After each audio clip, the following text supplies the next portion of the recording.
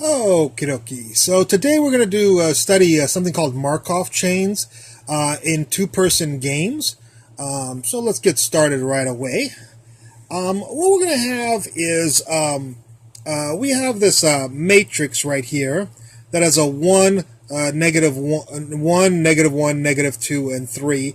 And the way this game works is player 1 chooses either row 1 or row 2.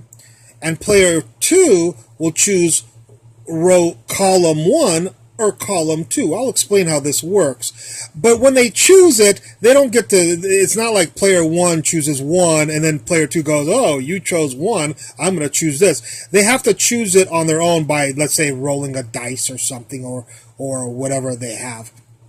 So in other words, player 1 doesn't know what player 2 chooses, and player 2 doesn't know what player 1 chooses. Okay, so but let's see how this game matrix works here. We'll take some examples.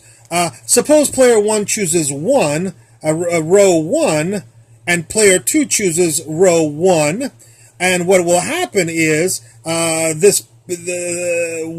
row 1 by player 1 and column 1 by player 2 will of course intersect at this term, this individual right here, which is positive 1. And these values are all what happened to player 1. So if player 1 chooses row 1 and player 2 chooses column 1, I'm sorry, that's not row, it's column. Column 1, then player 1 will win $1. Let's see what else could happen. Well, player 1 could choose row 2, and player 2 chooses column 2, and in that case we get this right here. The intersection of this and this is this right here, is where this intersects this, is 3. And there, in that case, when this happens, when player 1 chooses a row 2 and player 2 chooses column 2, player 1 will win $3. Of course, there's the other things that can happen. Player 1 could choose row 1 and player 2 chooses column 2, and this intersect at this, which is negative 1. So now player 1 would lose $1 and player 2 would gain $1, of course, in that sense. And of course, if player 1 chooses row 2 and player 2 chooses column 1, they intersect here. This and this intersect here, and therefore player 1 would have to give up $2 to player 2. So this is called a game matrix right here. And what we wonder is, if we know this matrix, can we figure out what are the best strategies for player 1 and player 2? And there are formulas for for a two-dimensional. We won't get into a three-dimensional or four-dimensional situation with multiple choices, more than two choices, in other words.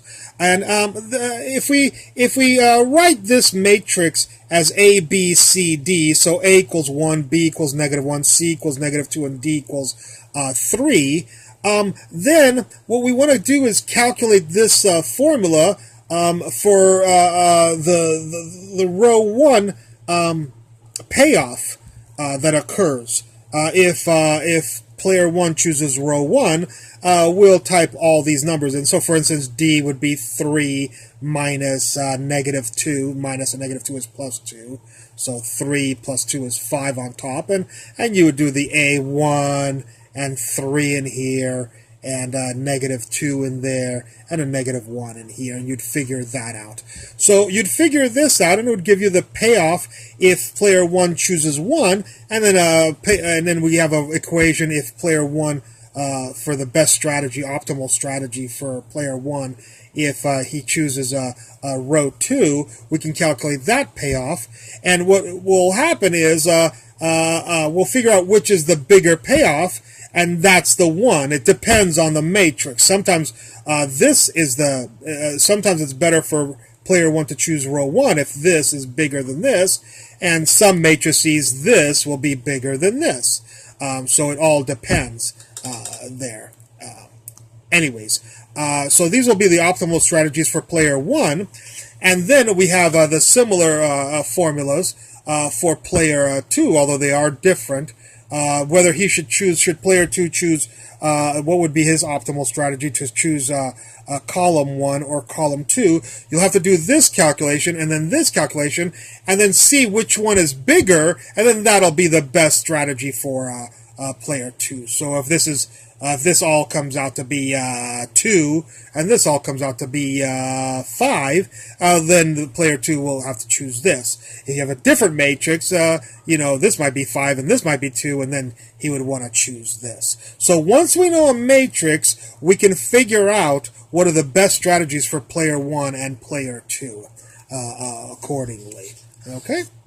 And that'll do it for the Markov chains in two-person games. I hope you enjoyed this lecture, and I look forward to any comments at the bottom. Thank you very much.